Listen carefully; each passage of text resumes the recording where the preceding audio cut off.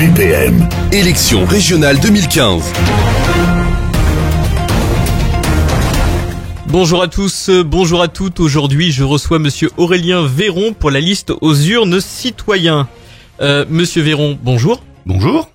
Merci d'avoir accepté notre invitation. Vous êtes le président du Parti libéral démocrate, candidat tête de liste au premier tour des élections régionales du 6 décembre. Durant notre entretien, nous aborderons ensemble les différentes compétences du conseil régional et vous nous ferez part de vos propositions pour chacune d'entre elles. Mais évidemment, on ne peut pas commencer cette interview sans évoquer ensemble les événements tragiques des derniers jours, au sujet duquel vous vous êtes exprimé dans votre article publié le 18 novembre, c'était sur le site Contrepoint.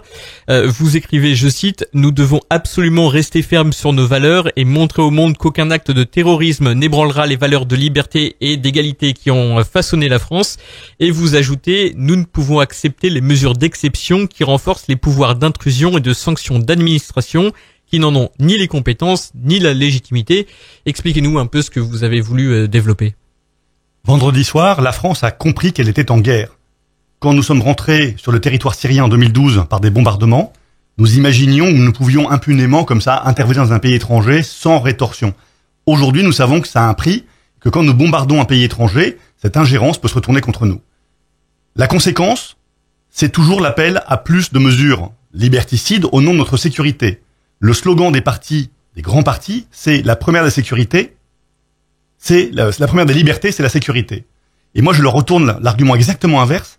Je pense que la première des sécurités, c'est la liberté. Vous savez, en Corée du Nord, c'est un pays extrêmement sécure. C'est un pays où il n'y a pas de cambriolage, il n'y a pas de voleurs, il n'y a aucune liberté. C'est pas franchement le modèle que la France rêve de porter. La France est le phare de la liberté dans le monde. Ça devrait l'être en tout cas, ça devrait le rester. Je crois essentiel de préserver nos libertés. Ce que veut faire le gouvernement aujourd'hui, et ce que la droite aussi appelle de ses vœux, c'est de transformer tous les citoyens honnêtes en présumés coupables. Par des lois intrusives, nous avons eu la loi renseignement, qui est une loi fondamentalement liberticide et inutile quand nous écoutons les juges antiterroristes qui s'expriment sur le sujet. Donc, au lieu de s'attaquer aux présumés coupables, j'appelle les présumés coupables, tous les gens qui ont été classés S à un rang assez élevé, qui sont visiblement des djihadistes en puissance, qui ont fait des allers-retours avec la Syrie. Ces gens-là sont identifiés. Au lieu de se concentrer sur eux, de mettre des vraies ressources sur eux, le gouvernement préfère élargir le spectre de recherche sur des citoyens qui n'ont rien à voir avec ce mouvement. Aujourd'hui, la réponse à cette guerre, c'est évidemment une réponse extérieure qu'il va falloir réfléchir tous ensemble. C'est une réponse intérieure en donnant des vrais moyens à la justice, notamment à la justice antiterroriste. Et quand on écoute le juge Trévidic, c'est très inquiétant ce qui se passe comme délitement de ce segment de la justice qui est sous-capitalisé. Et puis du côté de la police, c'est un redéploiement des forces de police vers des missions un peu plus prioritaires que ce qu'on voit quotidiennement dans nos rues. Je pense qu'aujourd'hui, la traque et la poursuite du terrorisme nécessitent d'autres ressources, c'est des ressources supplémentaires et une organisation différente de la police. On va passer maintenant aux préoccupations quotidiennes des franciliens avec notamment le sujet des transports. C'est la compétence la plus importante de la région avec un budget d'1,8 milliard. J'ai lu que vous souhaitiez permettre au secteur privé de proposer des offres de transport collectif en concurrence directe avec l'offre publique. Ubériser les transports en commun, tout simplement.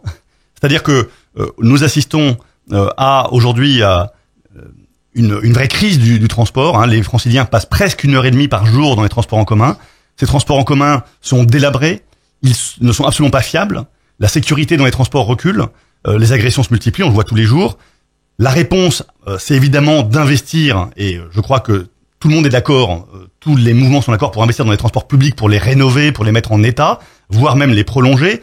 Ce que nous apportons comme proposition, c'est de compléter cette offre de transport par une concurrence ouverte.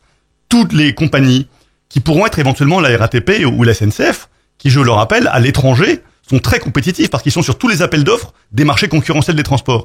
Mais il peut y avoir Uber, il peut y avoir Hitch, des boîtes françaises qui peuvent demain construire non plus des VTC, vous savez, ces voitures de transport individuelles qui concurrencent les taxis, mais des navettes, des express, des bus privés, qui vont répondre non pas à une planification de technocrates parisiens, mais qui vont répondre aux besoins des franciliens de la Grande Couronne, par exemple, qui sont très abandonnés des transports en public.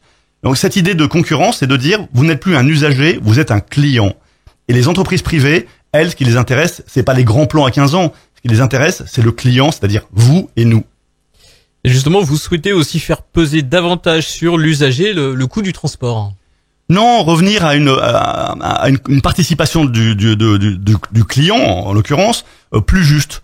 Aujourd'hui, un usager, parce que c'est le terme consacré, qui parcourt toute l'Île-de-France, l'usager qui n'a absolument aucun transport public à proximité, paye le même prix que celui qui est dans la plus grosse densité de transport public et qui parcourt une petite distance. Donc il faut un moment pondérer l'utilisation des transports au quotidien et tarifer le pass Navigo en fonction de la densité qui vous est proposée. Je veux dire, un Parisien a une densité de transport gigantesque, il doit payer un peu plus cher que quelqu'un du fond des Yvelines qui n'a accès à pratiquement rien. C'est logique, c'est juste.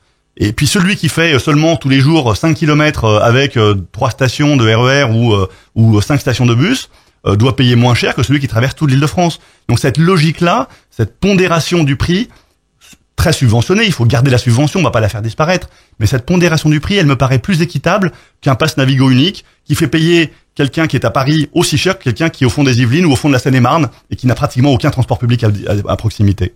Vous êtes également exprimé à l'encontre du projet du Grand Paris. Le projet du Grand Paris, c'est 30 milliards d'euros, 27 d'investissement, 7 de rénovation, bon, il y a plein de chiffres qui circulent, c'est 30 milliards d'euros qui sont prévus par des technocrates qui n'ont aucune idée du coût de fonctionnement de ces transports demain. Je n'ai lu nulle part le coût de fonctionnement, c'est-à-dire il va falloir des conducteurs, des gares, de la maintenance, ça c'est pas du tout budgété. Comment le STIF, qui déjà a du mal à financer le RER, le métro actuel, va pouvoir payer le fonctionnement de lignes supplémentaires, qui ne vont répondre qu'à des toutes petites populations d'Île-de-France. Parce que ce sont des trains qui sont rigides au moment où on a besoin de transports agiles. Vous, ce que vous voulez, c'est que les transports viennent vous prendre près de chez vous et vous emmènent près de là où vous avez besoin d'aller. Un train, vous savez bien que c'est très rigide et donc l'utilisation du train va être marginale. Est-ce qu'on est prêt à mettre 30 milliards d'euros que personne n'a provisionné? C'est 30 milliards qui vont venir de votre poche à vous, de notre poche à nous tous contribuables, pour des lignes qui n'ont pas d'utilité mesurée directement, parce que c'est dans 20 ans que ça va se fonctionner, un coût de fonctionnement qui n'est pas évalué, et nous voyons apparaître des tas de révolutions technologiques de transport. Je crois que c'est inapproprié, c'est encore une fois une aberration de planificateurs, de gens qui n'ont pas de vision des transports, parce que c'est en train d'évoluer très vite dans les grandes métropoles dans le monde. Arrêtons cette gabegie et réfléchissons sagement au moyen de transport à venir. Le projet du Grand Paris inclut également la prolongation du RER-E EOL, dont plusieurs gares seront dans le Montois. Quelle est votre position donc sur ce prolongement de la ligne? Je crois que le meilleur de ce Grand Paris, ce sont les prolongements de lignes. Il y a des lignes qui existent, qui correspondent à des vraies densités urbaines, et donc il faut réétudier l'utilisation potentielle. Combien de passagers jour on a? Est-ce que ça a une vraie utilité? Est-ce que le coût de fonctionnement va être massif ou léger? Un prolongement de ligne, évidemment, c'est beaucoup plus léger comme frais de fonctionnement le jour où c'est en ligne qu'une nouvelle ligne qu'on crée intégralement. Moi, je suis pas opposé au prolongement des lignes. Il y a la ligne 14 du métro, il y a cette ligne de RER. Ces projets-là, je crois, ce sont les seuls à retenir et à étudier sérieusement. La formation et les lycées sont aussi des compétences régionales pour lesquelles un budget important y est consacré. 704 millions pour les lycées et 690 millions pour l'apprentissage, la formation professionnelle et l'emploi. Est-ce que c'est trop selon vous ou pas assez? Non, je crois que le budget... Aujourd'hui, on n'a plus les moyens de grossir les budgets. Toutes les strates de l'État central aux collectivités territoriales, dépensent un argent qui est excessif. Gardons ce budget-là et essayons de le stabiliser. Ce qui compte, c'est l'organisation. Les lycées, aujourd'hui, doivent retrouver une vraie autonomie. Et je crois que la région a un rôle à jouer pour non plus gérer les investissements avec un retard parfois sidérant. J'ai entendu des directeurs de lycée dire qu'il fallait 3 ans pour obtenir enfin le budget d'investissement dont ils avaient besoin 3 ans avant. C'est trop lent, c'est trop déresponsabilisant. Je veux que la région attribue les chantiers aux lycées eux-mêmes et que les proviseurs de lycée, les chefs d'établissement, et eux-mêmes gèrent eux-mêmes l'organisation de leurs investissements. Concernant la formation professionnelle, je crois à l'urgence de mettre les entreprises au premier plan. Aujourd'hui, il y a une déconnexion entre la formation professionnelle, technique, professionnelle, que ce soit les IUT, l'alternance ou l'apprentissage, des entreprises.